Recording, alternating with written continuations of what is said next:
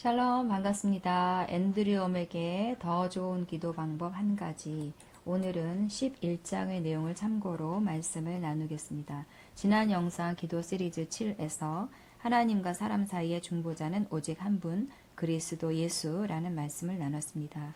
예수님이 하나님의 심판을 막아서는 중보자로서의 사역을 완성하셨기 때문에 더 이상 하나님과 사람 사이의 중보자는 필요 없습니다. 더 이상 어떤 사람도 하나님과 사람 사이의 중보자가 될 수 없습니다. 오직 예수 그리스도 한 분만 하나님과 사람 사이의 유일한 중보자입니다. 하나님의 심판이 끝났기 때문에 하나님과 사람 사이의 중보자는 필요 없습니다. 그러나 하나님께 다른 사람을 위한 중보 기도는 해야 합니다. 다른 사람을 위한 중보 기도 가운데 하나로 범죄한 사람들을 위해서 죄를 사하는 기도에 대해서 지난 영상을 통해서 나눴습니다. 죄를 사하는 기도는 죄의 결과에 관한 것입니다. 우리가 그 사람에 대해서 죄를 멈추게 하거나 대신해서 용서를 빌 수는 없지만 죄의 부정적인 결과를 다룰 수 있습니다. 이렇게 죄를 사하는 기도를 할 수 있습니다. 아버지, 그들이 지은 죄에 대해서 그들이 주님의 용서를 받아야 하지만 요한복음 20장 23절 말씀을 따라서 그 죄의 부정적인 결과를 막습니다. 저는 누구에게서 무슨 죄를 사합니다. 누구의 무슨 죄를 그에게서 제거합니다. 죄로 인해 사탄에게 열어주었던 틈을 막아버립니다. 이제 사탄이 그를 괴롭힐 권리가 없습니다. 사탄아, 그가 문을 열어주긴 했지만 너는 그에게 질병을 주지 못할 것이다. 내가 질병을 꾸짖는다. 예수의 이름으로 그는 질병에 걸리지 않을 것이다. 이렇게 죄를 사하는 기도는 범죄한 사람들을 일시적으로 어느 정도 보호해 줄 수 있습니다. 그런데 하나님의 심판으로부터 보호해 주는 것이 아니라 사탄의 침입으로부터 보호해 주는 것입니다. 그렇지만 그가 지속적으로 범죄하면 그들을 위한 기도가 무효화되기 때문에 우리는 또다시 죄를 사하는 기도를 해야 합니다. 여기까지가 지난 영상에서 나눴던 내용입니다. 조금 보충을 했습니다. 이렇게 다른 사람을 위해서 죄를 사하는 기도를 할 수 있고 또 영혼 구원을 위해서도 우리가 중보 기도할 수 있습니다. 그러면 어떻게 영혼 구원을 위해서 중보 기도할 수 있는지 나누도록 하겠습니다. 자, 제일 먼저 하나님을 향한 찬양으로 기도를 시작합니다. 아버지 감사합니다. 예수님께서는 잃어버린 자를 구원하러 오셨습니다. 아버지께서는 모든 사람이 구원을 얻으며 당신의 진리를 알기를 원하십니다. 주께서는 그를 제가 사랑하는 것보다 더 많이 사랑하십니다. 그러므로 저는 애걸할 필요가 없습니다. 그를 사랑해 주시니 감사합니다. 그 다음에는 불신자의 마음의 혼미함을 결박하는 기도를 합니다. 이 세상의 신, 곧 마귀가 믿지 않는 사람들의 마음을 혼미케 해서 그리스도의 영광의 복음의 광채가 비치지 못하게 하기 때문에 그들 마음 가운데 있는 혼미함을 제거하는 기도, 그리고 혼미함을 주는 악한 영을 꾸짖는 기도를 합니다. 아버지, 그가 주님을 믿는데 사탄의 속임수가 개입되어 있음을 알기 때문에 제가 예수의 이름으로 그의 마음에 있는 혼미함을 결박합니다. 사탄아, 예수의 이름으로 너를 묶고 그의 삶 가운데 행하는 모든 일로부터 너를 쫓아버린다. 영혼에 대한 값은 지불되었고 그는 이미 하나님의 것임을 선포한다. 그를 혼미케 하는 악한 영은 예수의 이름으로 그에게서 떠나가라. 이렇게 기도를 할 때 혼미함이 일시적으로 깨뜨려집니다. 복음에 대해 어둡고 적대적이었던 마음들이 누그러지기도 하고 하나님에 대해서 감동을 받을 수 있습니다. 갑자기 교회에 가보고 싶은 생각이 들고 왠지 성경을 읽어보고 싶고 또 예수를 믿어볼까? 이런 생각이 들기도 하고 하나님이 정말 나 같은 사람도 사랑하실까? 이런 생각이 들기도 하고 이렇게 그리스도의 복음의 광채가 그 마음에 비춰집니다. 그런데 그 사람이 자기 의지로 참 이상하다. 왜 이런 생각이 들까? 내 마음이 약해져서 그런가? 아유, 쓸데없는 생각이 드네. 술이나 한 잔 마셔야겠다 하면서 성령님의 감동에 등을 돌리면 우리의 기도가 무효화됩니다. 우리의 기도는 혼미함을 완전히 제거하지는 않습니다. 일시적으로 사라지게 할 수 있습니다. 내가 기도하는 그 사람이 자기 삶에 대한 권리가 있기 때문에 자기 의지로 우리의 기도를 무효화할 수 있습니다.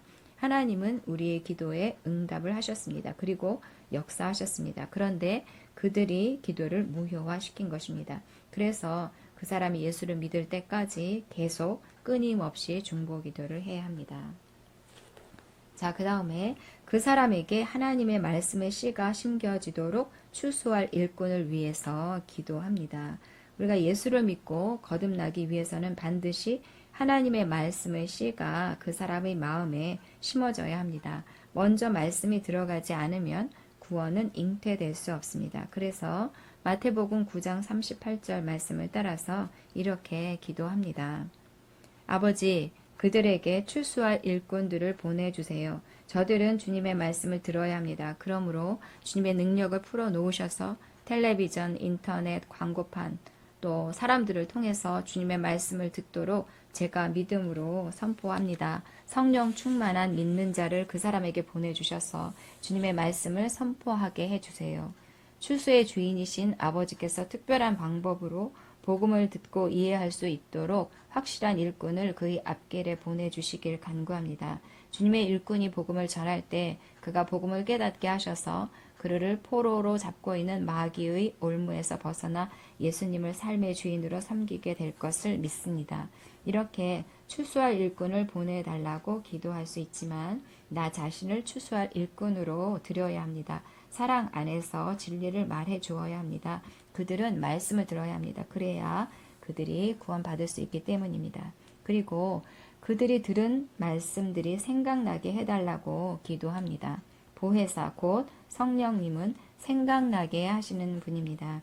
하나님께서 모든 불신자를 만지실 때 그들의 전생에 걸쳐서 일하십니다. 하나님께서는 기회가 주어지는 대로 그들에게 여러 번 말씀하심으로써 그들의 지옥행 고속도로에 장애물을 놓아두십니다.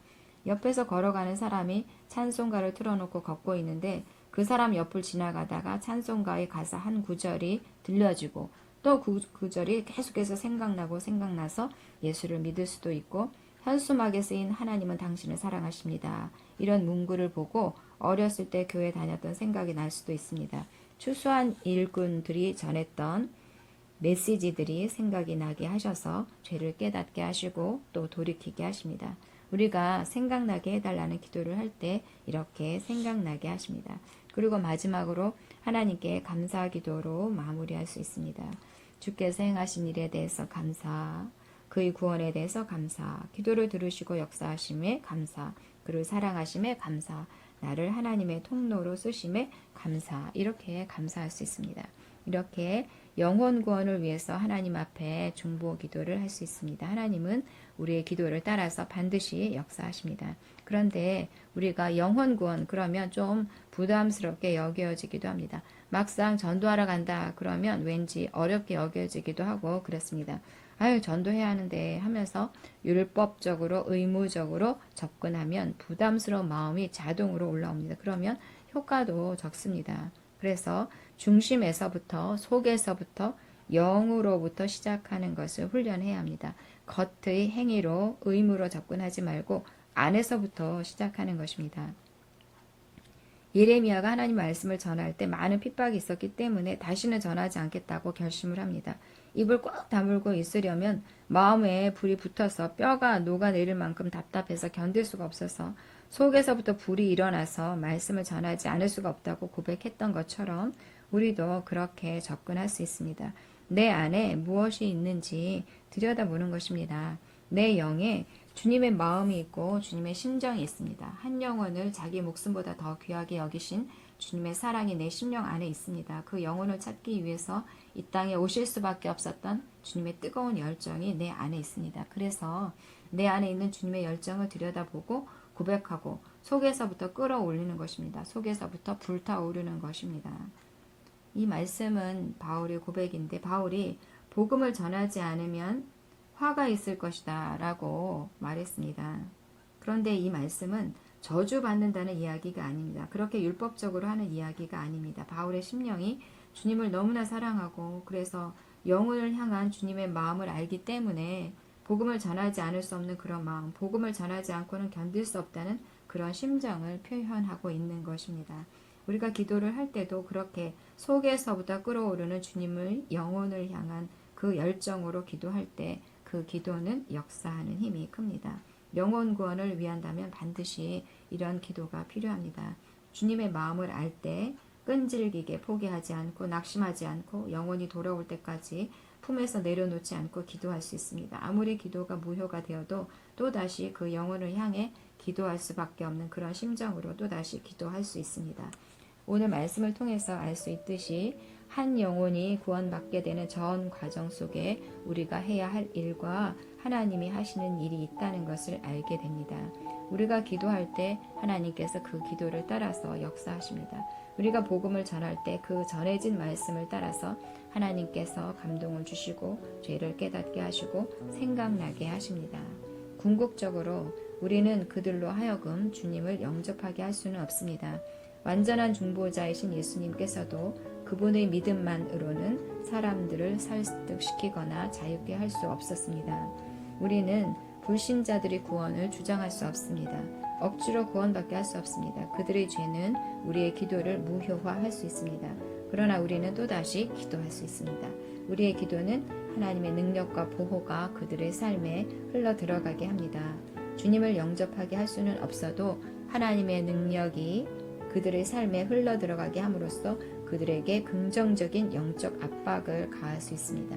하나님께서는 우리를 사용해서 그들의 죄를 깨닫게 하십니다. 그들은 우리를 통해서 진리를 보고 들어야 합니다. 우리를 통해서 하나님께서는 지옥을 향해 가는 길목에 끊임없이 장애물을 둘 수 있습니다. 우리는 영혼 구원자입니다. 주님의 심정이 우리 안에 들어와 있습니다. 우리는 하나님의 동역자들입니다. 우리는 한 영혼을 주님의 눈으로 바라보고 그를 위해 기도하고 복음을 전파합니다. 아멘. 여러분, 주님의 심장을 가지고 영혼을 이겨오는 자로 살아갑시다. 사랑하고 축복합니다. 샬롬.